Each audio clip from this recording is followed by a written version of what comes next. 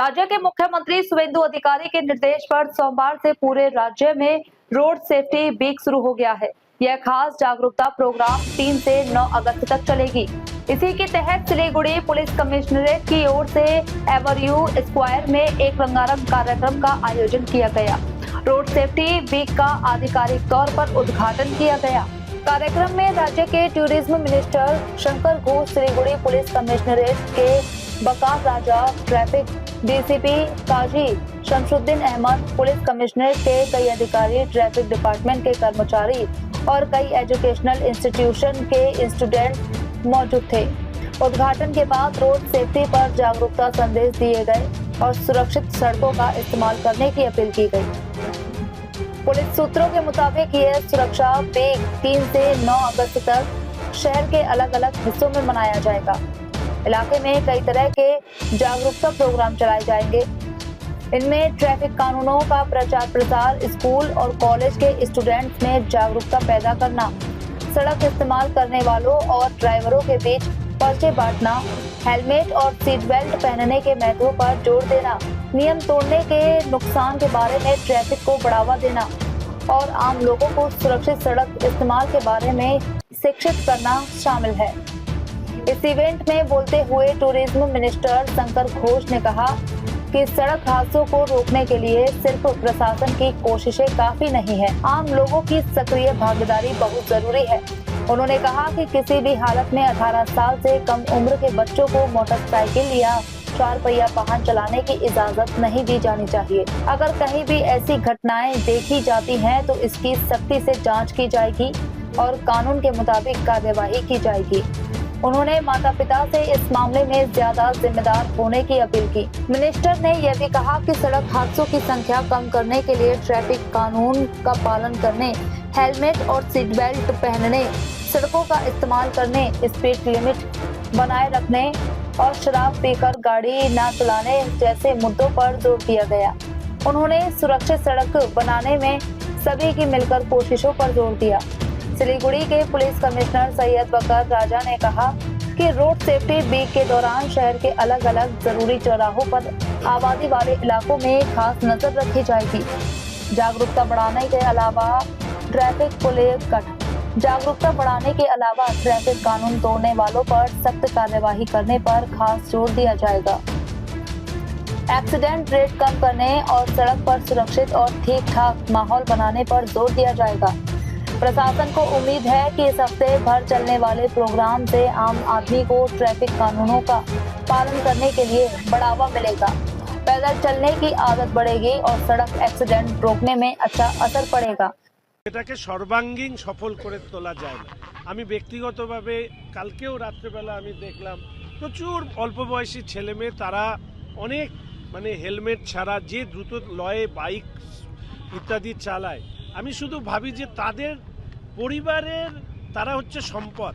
একটা ছোট্ট ঘটনা ঘটলে এই পরিবারগুলো অন্ধকারে চলে যায়, তার মা বাবা বা বড়দের ক্ষেত্রেও আমি সে কথা বলবো। আর আমি সিপি সাহেবকে পাশেই আছেন, এর আগেও আমি ওই মার্শাল ইত্যাদি নিয়োগ করা হয়েছিল। আমি সিপি সাহেবকে বলবো যে কনস্ট্যান্ট মনিটরিংটা দরকার, যে আমরা যে কাজগুলো করছি সেই কাজগুলোর ইম্প্যাক্ট কতখানি। আরেকটা আমি আপনাদের মাধ্যমে বলে দিই, সিপি সাহেবকেও আমি এটা অনুরোধ করব, নির্দেশিকা হিসাবে এই ধরতে পারেন, 18 বছর বয়সী বাচ্চাদের হাতে বাইক দেবেন না। কোনো, আমার তো মনে হয় নিয়মও নেই, কারণ ড্রাইভিং লাইসেন্স নেই। কোনো ধরনের গাড়ি 18 বছর বয়সের নিচে যদি দেওয়া হয় সেই গাড়ি পুলিশ সিজ করবে এবং এই ব্যাপারে যা যা কঠোর আইন আছে সেই আইন প্রয়োগ করতে হবে। কেননা কিছু ছেলে মেয়ে, অল্প বয়সী ছেলে মেয়েদের হাতে তাদের মা বাবারা তুলে দেন। আজ গতকাল আমি এর মধ্যে আমি একদিন ক্রিমেটোরিয়ামে গিয়েছিলাম, আমার কর্পোরেশনে আমার এই বন্ধু, ও অ্যাক্সিডেন্ট করেছে একটি বাচ্চার সাথে, সে পুলিশও ধরতে পারেনি, দুটো পুরো পাটা টুকরো হয়ে গেছে। 6 মাস ধরে ছেলেটি বিছানায় পড়েছিল, তার বাচ্চা মেয়ের আঘাত লেগে সে অসুস্থ হয়ে পড়েছিল। এই যে ঘটনাগুলো ঘটে, আমি শুধু সিপি সাহেব এবং ট্রাফিককে অনুরোধ করব, just analyse all this facts এবং সেইটাকে বন্ধ করার জন্য টেক আ প্ল্যান, একটা প্ল্যান নিন। হ্যাঁ, এটা ঠিক যে 100% হয়তো আমরা সফল হব না, কিন্তু আমরা অনেকাংশে সফল হতে পারি if we got a proper planning করে সেটা আমরা এগোতে থাকি, সমাজকে সাথে নিই। সমাজের 90% লোক, 95-99% লোক, 1-2 জন লোক হয়তো নিয়ম মানে না, কিন্তু যারা নিয়ম মানে না they can't be our example. ফলে তাদেরকেও আমাদেরকে বোঝাতে হবে যে নিয়ম না মানাটা সমাজে এখন এই মুহূর্তের ওই সোকল হিরোইজম না, সমাজের হিরোইজম হচ্ছে সমাজের নিয়ম মেনে সবাইকে সহযোগিতা করা। সেই কাজটা ট্রাফিক আমাদের করবে এবং এক্ষেত্রে সিপি সাহেব একটা ভূমিকা নেবে, এটাই আশা রাখি। দাদা, রাজ্য সরকার এবং শিলিগুড়ি পুলিশ কমিশনার দেখা যাচ্ছে যে বিভিন্ন সময় সাধারণ মানুষকে অ্যাওয়ারনেস করছে, সেক্ষেত্রে সাধারণ মানুষের কতটা সচেতন হওয়া উচিত? দেখুন, এইটা তো আমাদের পক্ষে বলা খুব কঠিন। আমি নিজে যেরকম নিজের ভেতরের প্রশ্নটা সব থেকে বেশি ইম্পর্টেন্ট।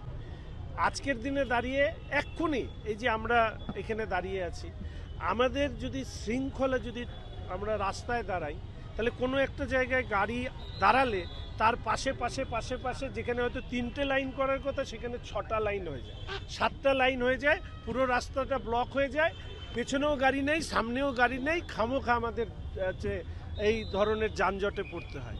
এরকমও রাজ্য আছে, এরকমও শহর আছে, ঠিক গাড়ির পেছনেই গাড়ি লাগবে, তারা কোনো অবস্থাতে তার পাশে এক্সিড করবে না, তার ফলে they can all run smoothly. আমাদের এইটুকু বোঝা উচিত যে আমরা নিজেরাও অনেক সময় যানজট ক্রিয়েট করি, তার জন্য অন্য কাউকে দরকার হয় না। আমরা যদি সবাই নিজে যদি লাইনে দাঁড়াই আর অন্য কেউ লাইনে যদি লাইন ভাঙে তাকে অনুরোধ করা। আমি সিপি সাহেবকে বলেছি, এনসিসি থেকে শুরু করে স্কুলের বাচ্চা, এনজিও অনেকেই তো আসেন এই সমস্ত কাজ করতে। এই ধরনের আইন যারা ভাঙেন তাদের আগামী 15 দিন পুরস্কৃত করুন, ফুল দিয়ে, মালা দিয়ে, খাদা দিয়ে। পানিশমেন্টও করতে হবে না, মিষ্টি খাইয়ে, এবং মানুষের সামনে তাদের যে আইনের প্রতি তারা যে এত সম্মান দেন সেটাকে মানুষের সামনে তুলে ধরুন। এবার নতুনত্ব কি থাকছে অ্যাওয়ারনেস করার ক্ষেত্রে? না, আমরা এটা লাগাতার একটা প্রসেস আছে এবং মাননীয় মুখ্যমন্ত্রীর উদ্যোগে, উনার লিডারশিপে আমরা এটাকে আবার এই বছর ফ্রেশ একটা স্টার্ট নিচ্ছি এবং আশা করি এই 7 দিন প্রোগ্রাম এর ইম্প্যাক্টটা অনেক দিন তারপরেও হবে। Thank you.